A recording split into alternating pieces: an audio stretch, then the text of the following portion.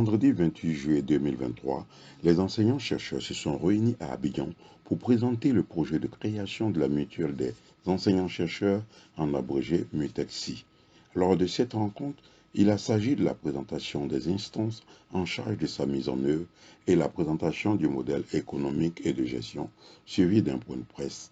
Les membres initiateurs ont présenté le projet de la création de ce nouvel outil qui vient contribuer à ce que chaque enseignant et enseignante-chercheur puisse accéder à des soins décents, résoudre aussi les difficultés de logement et toutes sortes d'assistances en mutualisant leurs efforts. La cérémonie devait être simplement transformée en un point de presse.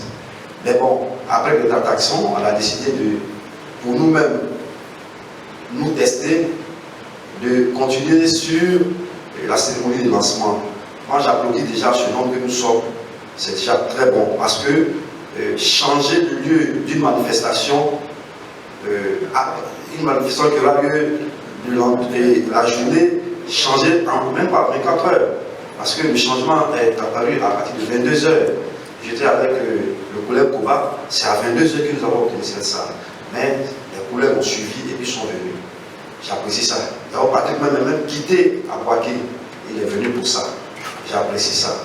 Je pense que ce qu'on doit faire, nous les enseignants, nous sommes tellement occupés qu'il ne faudrait pas que les camarades, les frères se plaignent de voir les mêmes personnes. D'autant plus que sur la plateforme où on a plus de 1000 personnes, la plateforme MUTECSI, on a une autre plateforme Telegram où on a près de 200 personnes. On relève tous les jours la nécessité que ceux qui veulent venir rejoindre le groupe pour apporter leur expertise, parce que c'est l'affaire de tous. Voilà. Je pense que nous ne sommes pas au stade où on doit déjà commencer à avoir de la suspicion les uns pour les autres. Peut-être, je suppose, que mon frère Yao Patrick ne parlait pas de surveiller, il voulait simplement dire accompagner, parce que c'est pas, la MUTECSI n'existe pas. Se surveiller, ça veut dire qu'on ne peut pas se mettre ensemble si déjà on commence à se surveiller. Je pense que c'est une affaire de tous. On a une seule boussole. La seule boussole, ce sont les tests. Donc tout ce qu'on fait maintenant, ça participe à la mobilisation. La seule boussole pour nous, ce sont les tests. Et les tests, c'est à l'Assemblée que nous allons les voter. Tout ce qui est dedans, chacun aura les tests avant, on aura le temps de voir ce qui lui convient. Et puis ensemble, à l'Assemblée, on décide. Mais dès lors qu'on a fini de décider, on va selon les tests. Il y aura des structures qui seront là pour voir si les choses se passent selon les tests. Je pense que c'est quand même un peu trop fort que déjà on commence à se surveiller. Voilà. Moi, franchement, je souhaite que le frère ne s'inquiète pas. Ici, tout ce que nous sommes, nous connaissons pratiquement tous. Voilà. Donc, soyons un peu exigeants les uns avec les autres. Je continue pour dire toujours que même après cette rencontre, les différentes instances, le comité d'organisation est toujours ouvert à ceux qui peuvent apporter un plus, parce que le plus important pour nous, c'est qu'on y arrive. Le porte-parole des initiateurs l'a dit. Il a si bien dit, chaque génération a son rôle. Les anciens ont pensé cela, ils n'ont peut-être pas eu la force de partager. Mais aujourd'hui, je pense que c'est votre devoir de réussir. Je pense que les générations à venir ne vont pas nous pardonner qu'on ne réussisse pas, parce qu'on se suspecte les uns les autres. Donc écoutez, je pense que il n'est pas loin. Je crois que depuis plus d'un mois, il y a des collègues des universités de l'intérieur, donc hors d'Abidjan, qui ont arrêté tout travaux, vous savez, pédagogiques et scientifiques, et qui sont là. J'en fais vraiment partie. Je suis responsable pédagogique du département des sciences de la communication à l'Université de Saint-Ouattara. Et par ailleurs aussi d'autres engagements au sein de l'institution. Il y a des collègues de l'université, genre l'Orion Guédé, qui sont là. Et puis plus de 3 semaines, un mois, de l'université de Mans, de Kolo, qui sont là pour participer effectivement aux travaux préparatoires de l'AG, mais en même temps cumulé avec le lancement, la cérémonie de lancement officiel de ce jour. Donc c'est dire que ce n'est pas du jeu, ce sont des engagements que nous avons pris. Et nous devons aller jusqu'au bout. Autrement, les observations qui sont faites ont visiblement de nature à susciter des interrogations sur la crédibilité des membres qui sont engagés dans ce projet-là. Et là, je tiens ici à donner un élément de réponse en même temps à l'origine de ce questionnement. Pour dire que nous sommes suffisamment sérieux. Si nous prenons du temps pour venir tous les lundis et en dehors de lundi, aux autres jours de la semaine, pour se retrouver repartis de la faculté à 2 heures tardives, ça veut dire que nous savons ce que nous voulons, quel résultat nous voulons obtenir et quel projet nous voulons mettre sur pied pour l'ensemble des collègues. Ce n'est pas un projet des membres du comité d'organisation, encore moins des initiations membres fondateurs, encore moins du comité ad hoc. C'est un projet qui concerne l'ensemble des enseignants, chercheurs et chercheurs de Côte-d'Ivoire. Donc, comprenez que, en raison de la disponibilité, vous voyez qu'à la veille de cette cérémonie, il y a des collègues qui ont dû rejoindre urgemment, en urgence, leur poste. Parce que vous savez que le calendrier officiel académique exige qu'en fin juillet, les universités publiques puissent être en vacances. Il y a des collègues aussi qui sont au baccalauréat et dont les activités là-bas aujourd'hui prennent fin avec le jury spécial qui est en cours en ce moment. Donc vraiment, ça veut dire que je tenais à vous rassurer pour cela. Relativement à la mobilisation pour l'AG qui doit avoir lieu le 12 août précisément. Alors, il y a une stratégie qui est mise en place, effectivement, qui consiste bien entendu à aller vers des collègues des institutions à l'intérieur du pays, en partant d'abord d'Abidjan, et puis après constituer des équipes qui vont être déployées à l'intérieur du pays, aller vers des collègues pour leur expliquer le projet. Parce que c'est vrai qu'on a aujourd'hui la communication numérique, mais ce n'est pas suffisant pour convaincre. Il faut être présent suffisamment. C'est un gage, n'est-ce pas, de sérénité, de responsabilité de ceux qui sont mis au devant de ce projet-là. Donc, n'ayez crainte, on va lentement mais sûrement. Vous savez, c'est un projet qui fonctionne et qui va aboutir avec, j'allais dire, un carrefour de critiques et de contradictions. Et c'est cela qui est important. J'aime bien vous lire sur WhatsApp et j'ai dit aux collègues qu'effectivement on a besoin de ce genre, parce que derrière, ça permet de nous construire, de nous forger, de nous fortifier, mais en même temps de trouver dans les spécificités, n'est-ce pas, des propos qui sont médiatisés, qu'effectivement on a des problématiques qui peuvent émerger de ces interrogations, de ces préoccupations-là. Donc nous, on les enregistre et puis on travaille là-dessus. Donc ces préoccupations, à l'endroit du comité ad hoc, elles sont les deux autres. D'abord, en ce qui concerne les médecins. Nous avons, disons, le collègue Dr Djengi a souligné tout à l'heure qu'après l'AG, il y aura des études techniques qui seront menées. Et nous avons souhaité que l'équipe dirigeante qui sera mise sur pied se charge d'aller vers ces structures techniques-là avec la feuille de route qu'elles se seraient données. Donc c'est ce que nous pouvons dire au niveau de l'ordre des médecins et bien d'autres institutions dont nous aurons besoin, comme souligné dans le modèle Canvas, pour atteindre les objectifs. Bien, en ce qui concerne le modèle de gestion, nous avons également l'inquiétude. Nous partageons l'inquiétude du collègue Yo Patrick. Nous disons qu'il y va de la survie et de l'image même de notre corporation.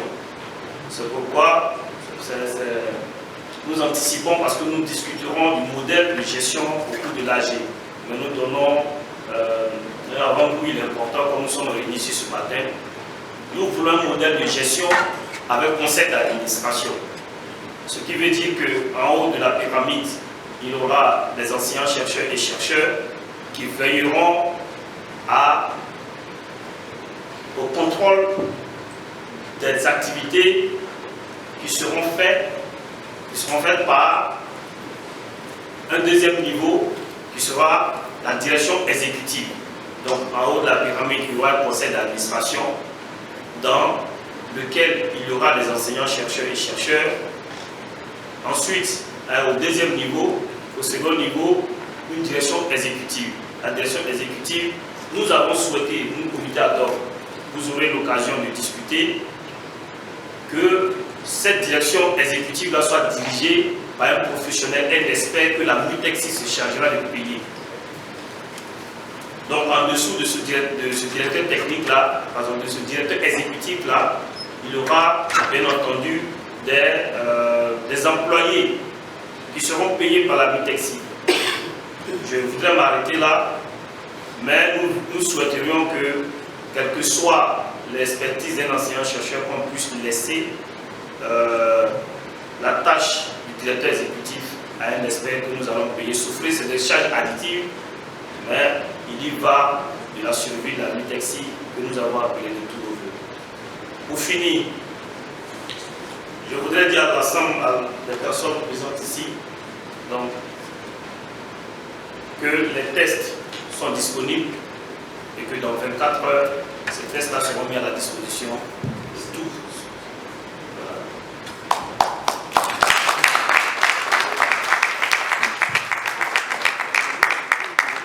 Je voudrais remercier tous les enseignants-chercheurs et chercheurs de toutes les institutions de l'enseignement supérieur d'avoir adhéré à vraiment l'idée.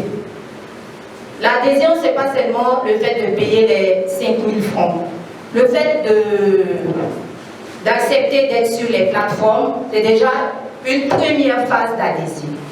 Et pour cela, je voudrais remercier tous les enseignants-chercheurs. Je voudrais remercier les initiateurs de ce projet, notre projet à tous, notre projet commun qu'est la MUTEXI. Je voudrais remercier les membres du comité ad hoc dont je fais partie, remercier tous les membres du comité d'organisation. J'ai vu des chercheurs, des enseignants-chercheurs, hommes comme femmes, travailler sur les textes jusqu'à des heures indues, 1 heure du matin, 2 heures du matin, de 7 heures à 23 heures, parce que c'est quelque chose d'important, d'innovant, et nous y croyons. C'est quelque chose, c'est un instrument qui va vraiment changer la vie des chercheurs. Et comme mes prédécesseurs l'ont dit, nous n'avons pas droit à l'erreur. Et pour cela, je vois que les chercheurs sont à la tâche. Et cela m'impressionne. Et je voudrais dire merci à tous et à tous. Je voudrais profiter pour inviter les femmes chercheurs à faire aussi du corps à corps, du porte-à-porte, parce que les femmes ne doivent pas être en marge de ce programme. Tout ce qui est solidarité, famille, prévoyance, c'est la femme qui a le secret de la solidarité, de la vie, la mutuelle et tout. Donc les femmes chercheurs, je vous invite à être aussi des pionnières, à être des membres fondateurs de ce programme. Nous sommes là aujourd'hui pour procéder à la présentation officielle de ce projet portant création de la mutuelle des enseignants chercheurs et chercheurs de Côte d'Ivoire. Les motivations sont de plusieurs ordres. D'abord, dans notre milieu, au niveau des enseignants chercheurs, il n'y a pas justement de mutuelle, n'est-ce pas, qui devrait contribuer au bien-être des collègues, des enseignants chercheurs de Côte d'Ivoire. Donc l'idée est venue de pouvoir créer cette organisation, cette mutuelle-là, pour améliorer les conditions de vie des enseignants chercheurs. Alors, la prochaine étape, qui est tout aussi importante que celle que nous venons de vivre, est celle de l'Assemblée générale constitutive et élective qui aura lieu le 12 août 2023. Je suis membre initiateur de ce projet de création de la mutuelle de l'enseignant chercheur et chercheurs. Il faut dire que la prochaine étape, après cette cérémonie de lancement qui est d'organiser l'AG constituée élective, qui aura lieu le 12 août, comme l'a dit le collègue, à cette étape-là, il faut dire que les tests devant régir cette mutuelle-là seront décidés, seront choisis à l'Assemblée. Il faut également dire que le mode de fonctionnement, l'organigramme de fonctionnement de cette mutuelle sera également adopté par l'ensemble des collègues qui seront à cette assemblée. Nous profitons de votre cadre pour appeler tous les enseignants, chercheurs et chercheurs. Nous avoisinons tout de 5000. Nous appelons tout le monde à venir. Et cette mutuelle est l'affaire de tous. Quel que soit là où l'enseignant-chercheur se trouve, là où le chercheur se trouve, nous devons tous venir parce que c'est ensemble qu'on est très fort.